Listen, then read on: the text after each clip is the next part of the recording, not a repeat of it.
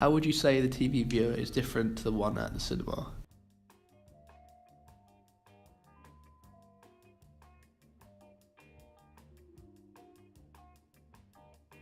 Compared with the excitement, unrealism and spontaneity of the free reign of cinema, the regime of TV viewing is one of complicity and reliability to TV's own look at the passing pageant of life. Not one of unpredictability, but one of continuous variety, a perpetual introduction of novelty on the basis of repetition.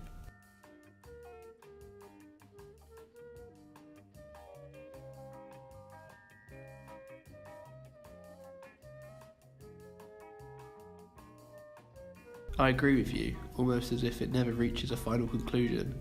We've become bystanders.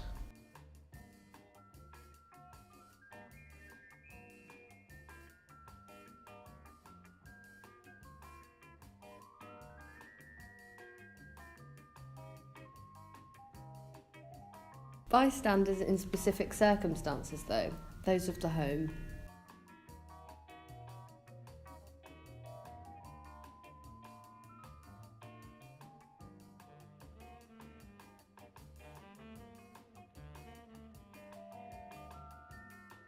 Would you say that TV does not solicit audiences in the way that cinema has too?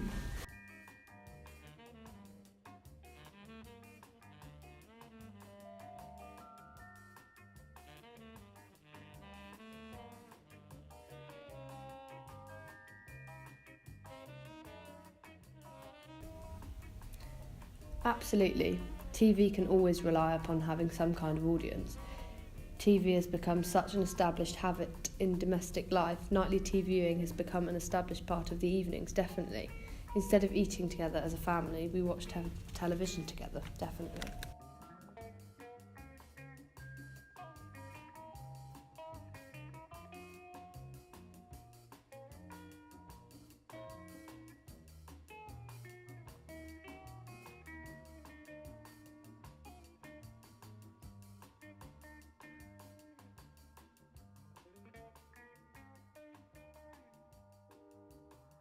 What do you say is the main reason we watch TV?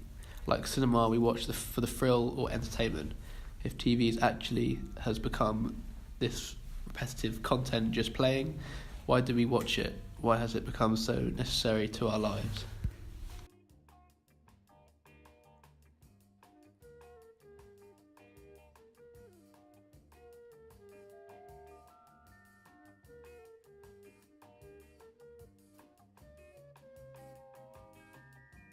Relaxation, definitely. TV now requires such little concentration. TV belongs to the everyday. It is always available when we need it. Actually, rarely people will watch because they have intended to. TV needs to be variety and diversion rather than enlightenment and excitement. That may be what we watch cinema for. John Ellis said that the viewer is cast as someone who has the TV switched on but giving very little attention.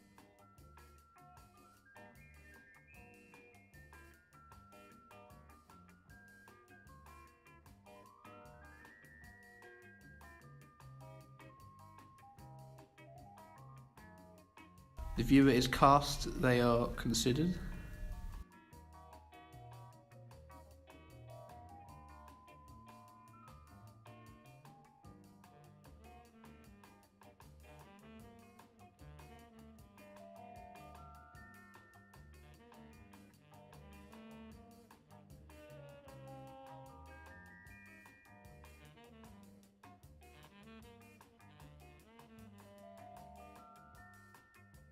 The way TV is made is to ensure the attention of the viewer is solicited and grasped segment by segment. We've lost the ability to be gripped for longer than 30 seconds.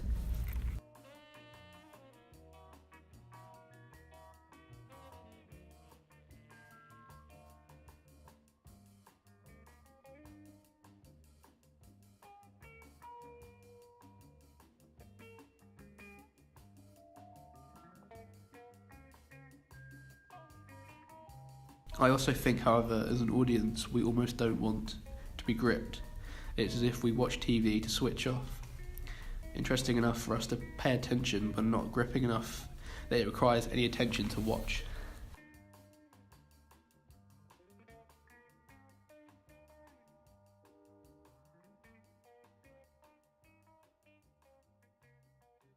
Another thing I thought of, this new slow TV idea, just a 9-hour video of a train or something.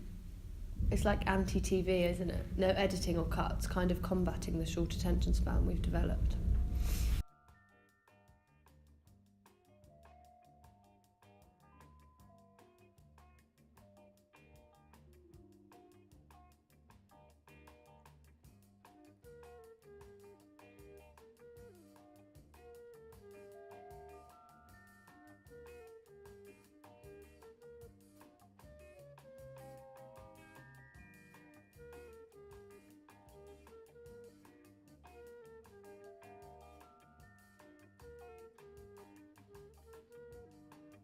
That's the thing, it's become so bad that TV is literally pandered this short attention span, seeking diversion moment by moment.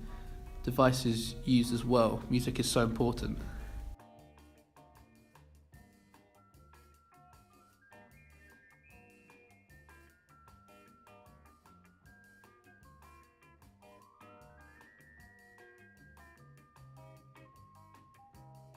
Of course, laughter runs through comedy programmes to keep attention.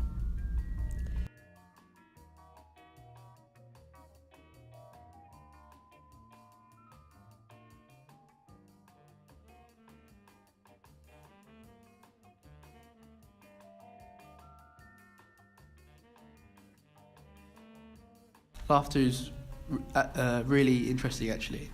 It's there so audiences don't have to laugh themselves, like filling in for what the audience are meant to do, emphasising the lack of attention, needed lack of anything really.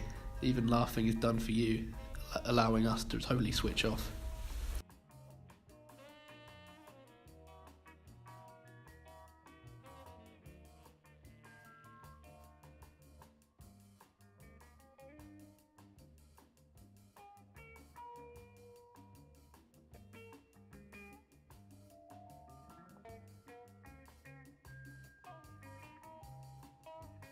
It's the complicity of viewing. The TV look at the world becomes a surrogate look for the viewers. TV provides a view at real world events from the safety and comfort of our own homes.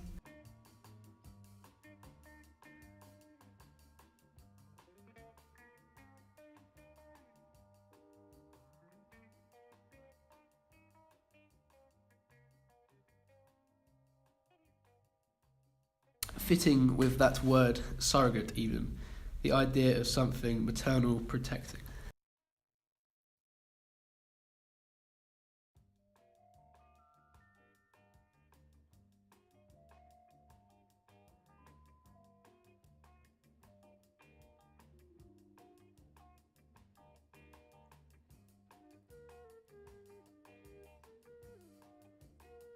TV is a relay, a kind of scan apparatus that offers to present the world beyond the familiar and the familial.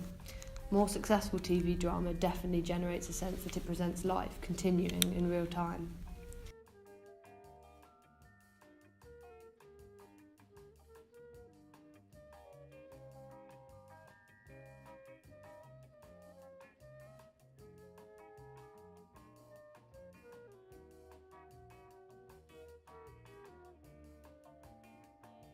You say it's a relay. This, I feel, reinforces the idea of lack of connection with what we are watching. It's not the viewer's gaze engaged, but their glance. It is a look without power.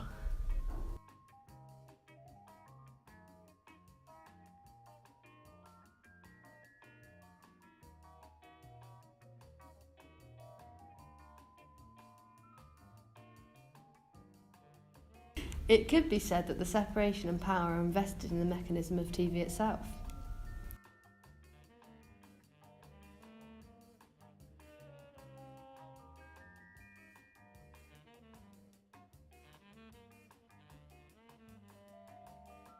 I suppose TV has to seek to investigate the world outside. TV is the eye that sees. Also, eye that is constructed as voyeur, investigating from this position of security.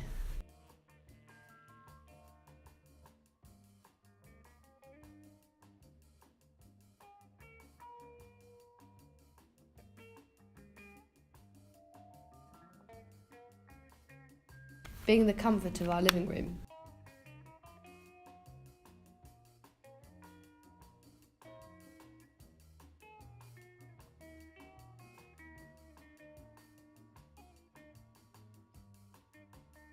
Exactly. It allows us to glance over what we are watching. We don't need give or full attention to be at all invested into what is going on.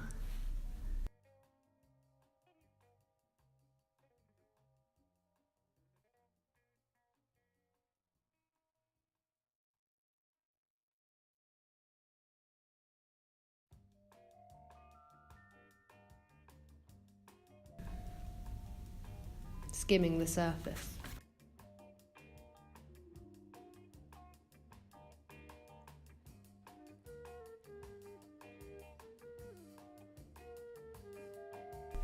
Yes.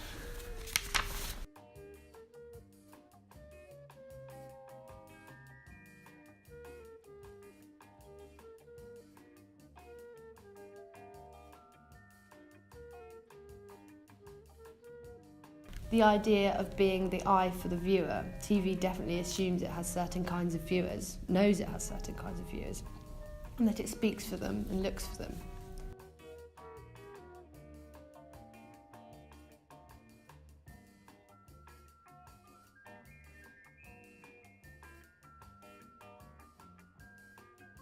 Certainly, interviewers, for example, base their questions on what the viewers at home want to know.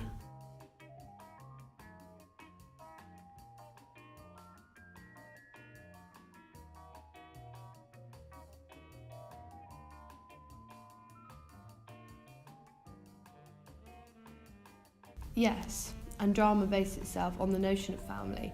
It explains why soap operas are still so popular and seem to have stood the test of time, really.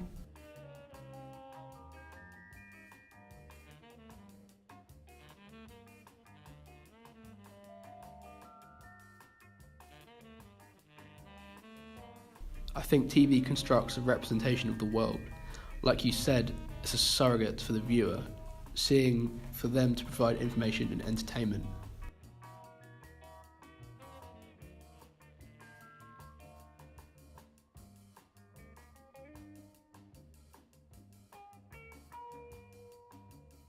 Yes, but this delegation of the look leaves the TV viewer in a position of isolation. This is what I think is bad.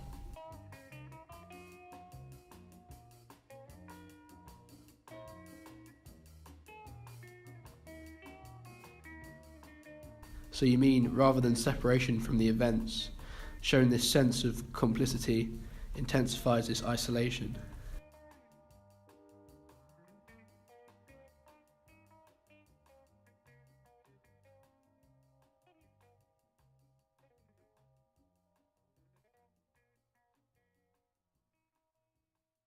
Of course, yes, absolutely. So the viewer is at home, the TV presents things going on outside of them. We see this as two separate things, the sense of isolation from the events portrayed and the consequent sense that they somehow invade the domestic space of the viewer. This isolation of the viewer implies lack of involvement with the events portrayed.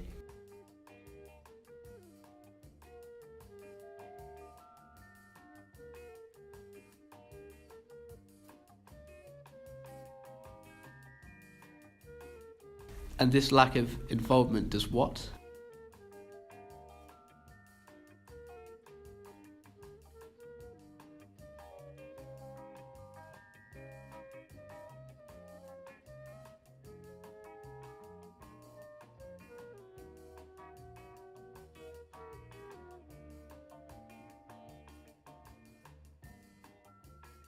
TV's separation from events at which it looks becomes the viewer's isolation and isolation from them.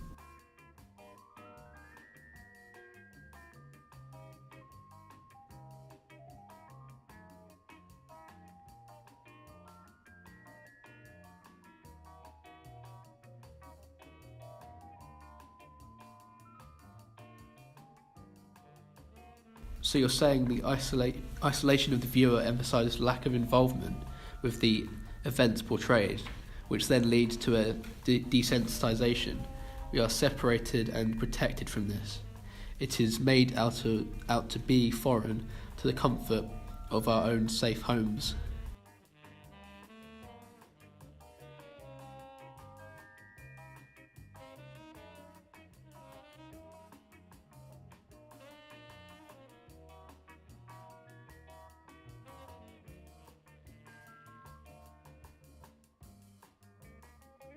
Yes, definitely. Even the language used in news shows reinforces the detachment and isolation of the viewer. This invites dismissal of the event and makes it less important than it is considered itself to be.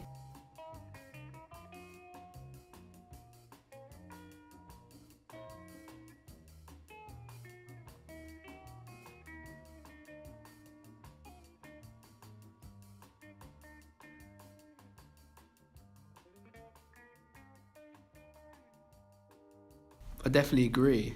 It's as if TV confirms the domestic isolation of the viewer as well. It invites the viewer to regard the world from the position of detachment.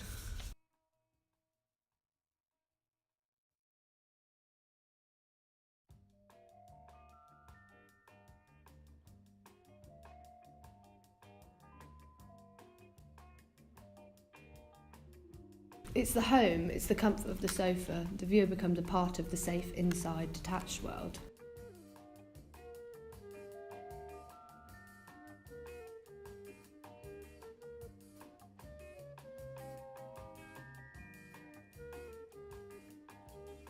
Contrasted by the outside real life adventure of danger.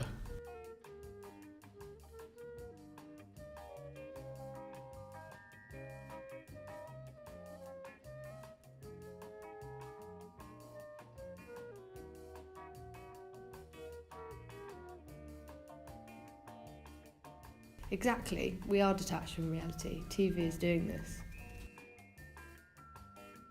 So you said earlier about TV and what makes us watch it, the idea that is relatable, the notion of family.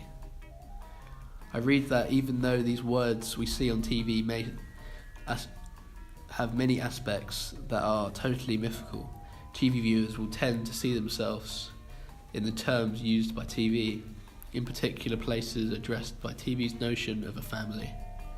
In this position of you, the viewer, you at home, the viewer is only able to see him or herself in such positions only in so far as these positions are already generally in circulation as common sense definitions of life. Yes, TV takes them up, refashions them and launches them anew into the world. Viewers can relate to reactions based on whom they relate to. Again, it's as if the TV or the characters on TV see for you, do for you, test choices and actions for you. So what would It's you total say control. people dislike in television? Well, TV becomes offensive when it dares to show repressed activities, repressed in most domestic situations anyway. However, this certainly has changed dramatically over the last decade. It is as if now a viewer wants to push what they see more, have those they relate to do more. People love to be shocked now, but certainly... Disrupting the complicity between the viewer and broadcaster. Exactly.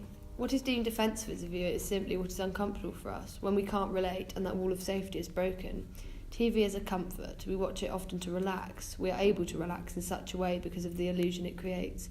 An illusion of comfort and safety, protection from the world, inside the TV. Thanks so the much for outside. coming in. Thank you.